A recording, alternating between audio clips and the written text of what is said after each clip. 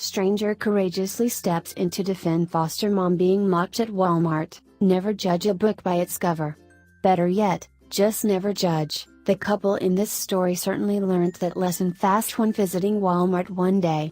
They cruelly made fun of a woman surrounded by her children, assuming she had several baby daddies, couldn't clothe her kids properly and was taking advantage of their hard-earned tax dollars to take care of them. But another woman in line, Lindsay Rae, recognized the woman for whom she actually was, a brand new foster mom, struggling to make sense of the special cards needed to make her much-needed purchases. Among those purchases, warm jackets and shoes for the 3 foster kids she had just bravely and kindly taken on. This story brought tears to my eyes.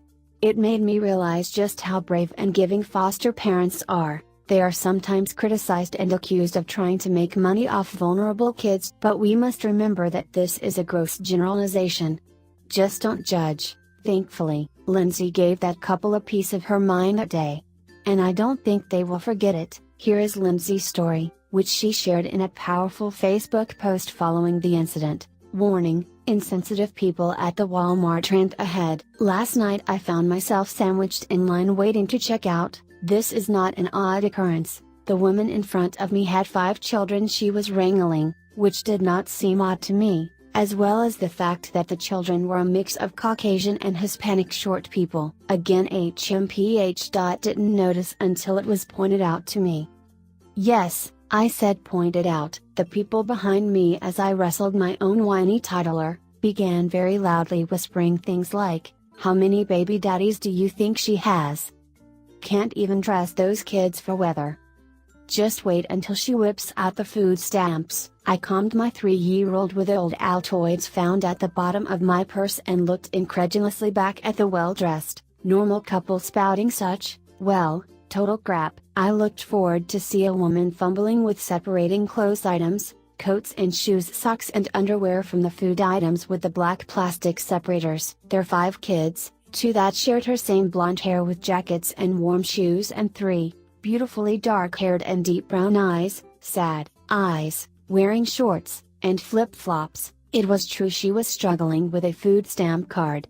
Didn't know what buttons to use to complete the transaction. As the class act behind me deeply sighed and said, "There's our tax dollars neatly at work," I shot them what I can only imagine was the death glare only a mother of 9 can execute to perfection. I stepped forward and kindly said, "Can I help? These things are so confusing." She looked at me. I quietly asked, "Foster or adopted?" "I have 9 kiddos. 2 bio."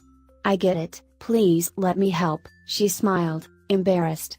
"New foster mom, this is my first time using one of these. They came 3 days ago, gonna be with us for a while. They gave us food, but the kids needed clothes, but no stipend has come through yet." I looked at the kids and smiled, and turned to her and said, "Beautiful children.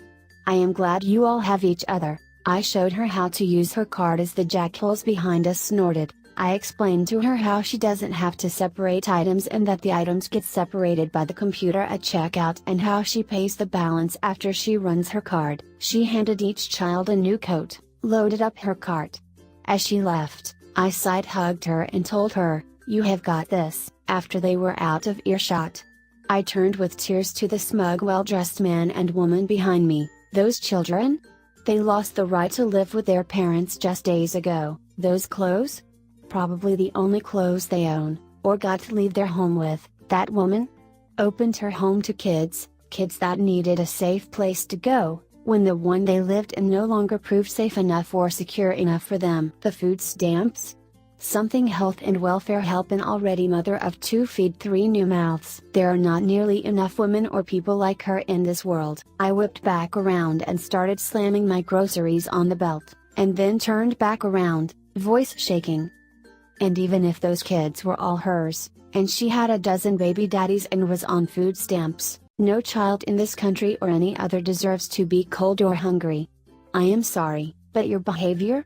Poorly done. Very poorly done. My new friends left my checkout aisle and joined another. Silently, I grabbed a bag of damn peanut butter M&Ms. As I finished checking out, the girl checking me out smiled and fault winked. "Single mother on Wick, what you said.